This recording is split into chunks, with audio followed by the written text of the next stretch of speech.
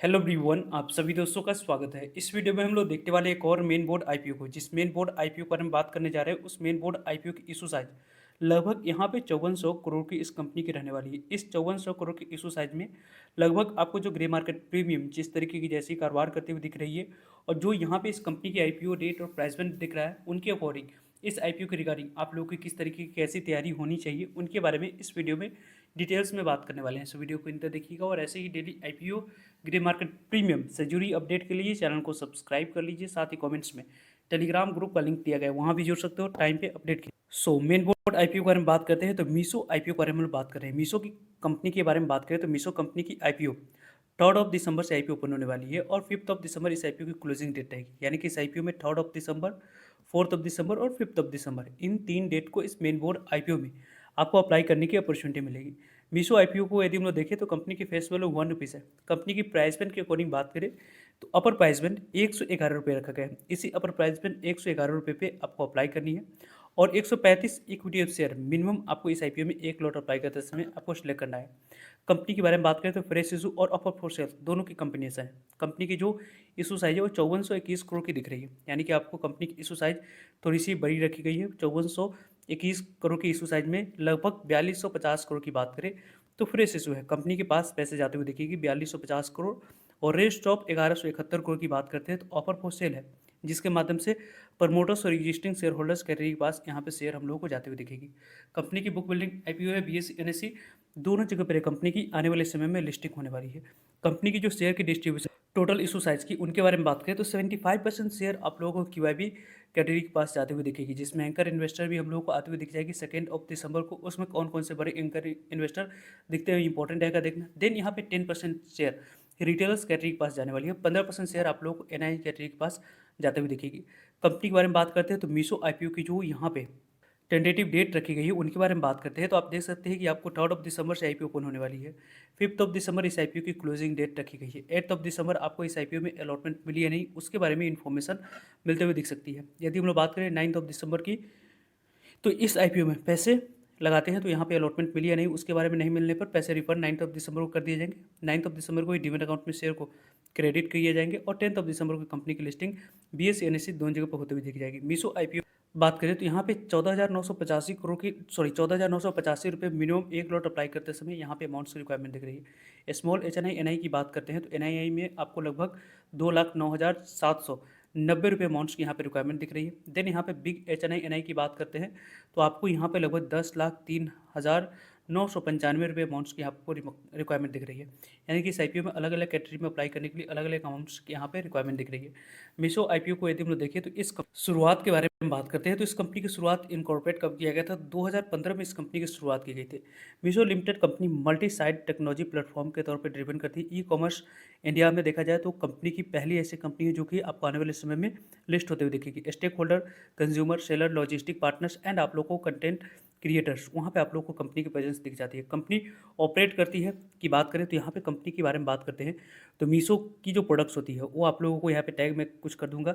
इस कंपनी के प्लेटफॉर्म पर आप लोगों ने किस तरीके की कैसी शॉपिंग किया है नहीं, उनके बारे में कमेंट्स करके बता सकते हैं, क्योंकि इस कंपनी की जो प्रोडक्ट्स है ज़्यादातर टियर 2 टियर 3 सिटीज़ में आप लोगों को दिखती है इस कंपनी की प्रेजेंस। कंपनी के बारे में बात करते हैं तो यहाँ पे इस कंपनी की जो मीशो है उसके नाम से कंपनी को जानी जाती है। अफोर्डेबल प्रोडक्ट्स होती है वाइल यहाँ पे ऑफरिंग करती है। सेलर लो कॉस्ट यहाँ पे प्लेटफॉर्म ग्रो करती हुई दिख जाती है। कंपनी की बात करें तो यहाँ पे टेक्नोलॉजी ड्रिवन प्लेटफॉर्म है। फैसिलिटी की बात करते हैं company consumer, seller, logistic partners and आप लोगों को content creator revenue from this segment यहाँ पे प्राइमरली कंपनी इंक्लूड करती है income from service provider, seller, new यहाँ पे इनिशिएटिव की बात करें तो कंपनी की यहाँ पे लोकल लॉजिस्टिक नेटवर्क के माध्यम से अपनी प्रेजेंस कंपनी दिखाती है। कंपनी की ओवरऑल यदि हम लोग बात करते हैं तो लगभग आप लोगों को जो ट्रांजेक्टिंग सेलर्स होती है उनके बारे में बात करते हैं तो एनुअल यहाँ पे 234 मिलियन दिख जाती है। कंपनी के बारे में बात करते हैं तो लॉजिस्टिक नेटवर्क ऑपरेशन अंडर इस कंपनी के ब्रांच को देखें तो लगभग आपको जो दिख जाती है उनको यदि हम लोग देखें तो यहाँ पे ऑपरेट करती है अंडर आप लोगों को वाल्मो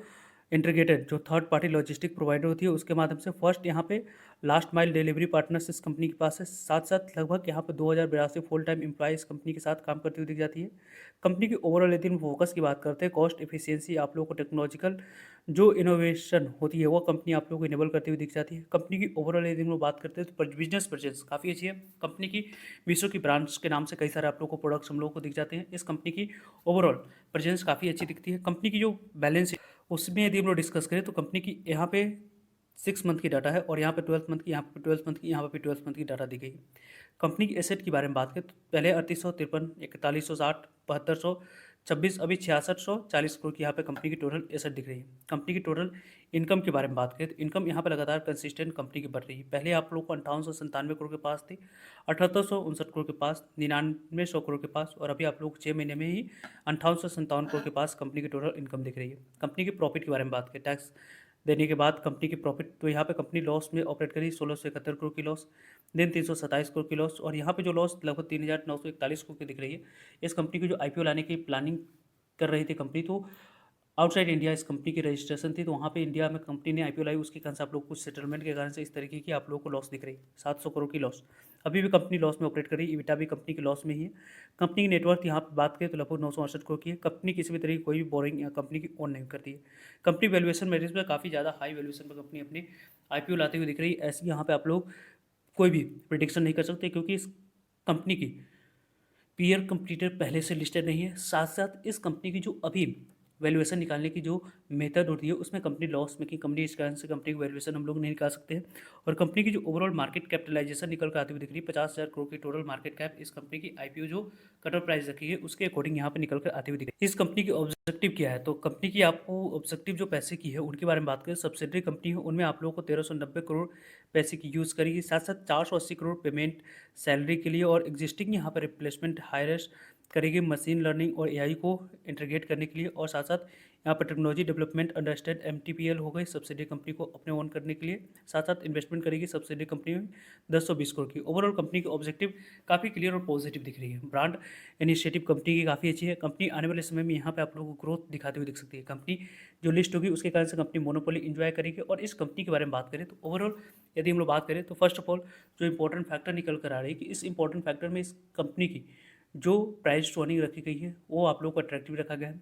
कंपनी की जो ग्रे मार्केट प्रीमियम है उसमें आप लोगों को डिमांड्स थोड़ी सी अच्छी दिख रही है, और डिमांड्स कंटिन्यू। तो यहाँ पे लिस्टिंग के लिए आप लोगों को पहले दिन और दूसरे दिन के नंबर ऑफ टाइम्स कितने सब्सक्राइब होती है उसको देखकर आप लोग को अप्लाई अवॉइड करने की प्लानिंग करनी चाहिए, क्योंकि अभी इसके ग्रे मार्केट प्रीमियम 38 रुपये पे कारोबार कर रही है। लगभग आपको 111 रुपये पे 38 रुपये को यहाँ पे एड ऑन करते हो तो 149 रुपया लिस्टिंग प्राइस, और एक लॉट पे लगभग 34% के पास लिस्टिंग मिलने की चांस बन रही। लगभग यहाँ पे 5100 के आसपास आईपीओ आने वाले समय में लिस्टिंग आप लोगों को देती हुई दिख सकती है। इस तरीके से ग्रे मार्केट प्रीमियम में कारोबार होती हुई दिख रही है, यानी कि आपको स्मॉल एनआई और बिग एनआई कैटेगरी में अलॉटमेंट मिलती है। तो लगभग आप लोगों को अलॉटमेंट मिलने की चांस के बारे में बात करें तो ये कंपनी की आपको यहाँ पे 68,000 के आसपास लिस्टिंग मिलने की चांस बनती हुई दिख रही है।